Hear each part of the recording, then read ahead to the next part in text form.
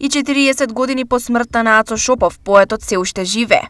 Неговите дела се и остануваат инспирација за младите генерации, истакна сопругата на Шопов на денешната промоција на книгата од онаа страна на небиднината разговори со Светлана Шопова за Ацо Шопов. Вистина сме пресрекни и презадоволни со почита што цела Македонија, па да речам и многу пошироко, некогашните југословенски републики, па да речам и помногу широко, до светот отидено, до Канада, до Америка, да не зборувам во УНЕСКО, каде што на 21 март, денот на поезијата во светот, многу свечано беше одбележан со поезијата и творештвото на Ацо.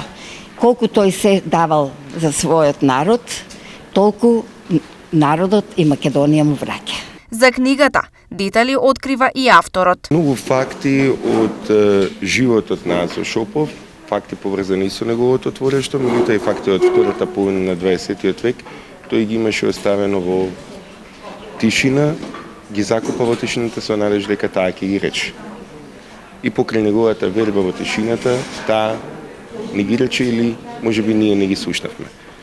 Уште пред 30 години Анте Поповски го има оставено аманетот дека треба да се остави запис од сеќавањата на Светлана Шопова, кои што ќе бидат и историја на личноста на Ацо Шопов, меѓутоа и историја на неговото време. Делата на Шопов се предмет на научно-истражувачкиот сегмент на Филолошкиот факултет при Штипскиот УГД. Но колку што можев да видам од колегите што учествуваа на конференцијата и што работат на планот на преведувањето, на полето на преведувањето, секако дека има интерес и навистина во таа смисла тоа е доста провокативен. За својот сограѓаник и значењето на неговиот богат творечки опус се обрати и градоначалникот Иван Јорданов. И после 100 години од неговото раѓање и 40 години од неговата смрт, неговото присуство го чувствуваме како преку неговите пишани дела, така и преку писанијата, како што е на господинот Иван Антовски, на чија промоција